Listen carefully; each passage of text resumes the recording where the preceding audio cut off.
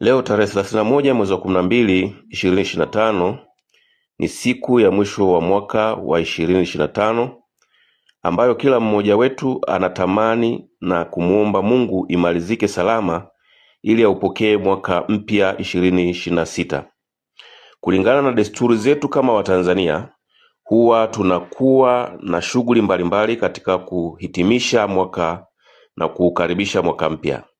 Miongoni mwa shughuli hizo huwa wengi wanapendelea kushiriki kwenye mikusanyiko ya kumuomba na kumshukuru Mungu kwenye nyumba za ibada, na wengine hukaa na familia, ndugu, marafiki na kusherehekea aidha majumbani au sehemu wanazoona zinafaa kufanya hivyo.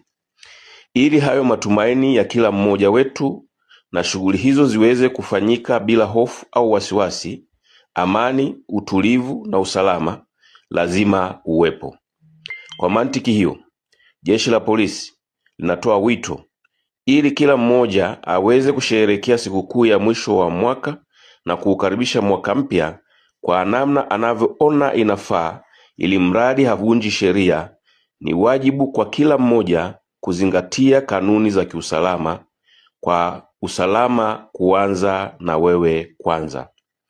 Watakaotumia vyombo vya moto kwa ajili ya kusafiri kutoka sehemu moja kwenda nyingine, na watumiaji wote wa barabara, sote tuzingatie na kuzitii sheria za usalama barabarani, tukiongozwa na kauli mbiu ya wiki ya Nenda kwa Usalama Barabarani inayosema familia yako inakusubiri, zingatia usalama.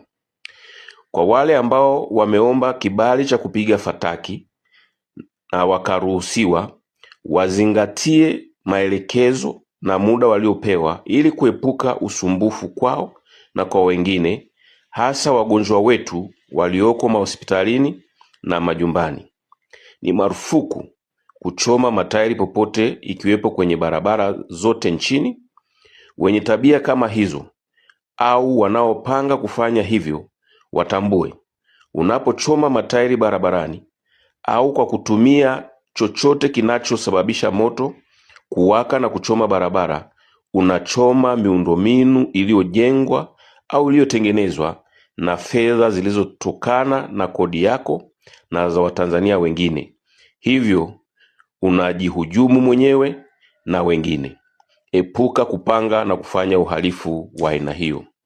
Pia kila mzazi au mlezi azingatie ulinzi kwa watoto kama sheria, kanuni na taratibu zinavyotuelekeza, ili tuwaepushe na madhara mbalimbali, ikiwemo kupotea kama ilivyoshuhudiwa katika siku kuu zilizopita.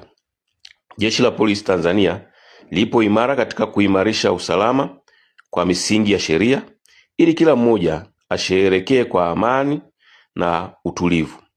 Tunachoomba kutoka kwenu wananchi ni ushirikiano wenu kwa kila mmoja wetu kutii sheria, kulinda na kuimarisha amani, utulivu, umoja, upendo, usalama na mshikamano, ili taifa letu lizidi kuwa na amani.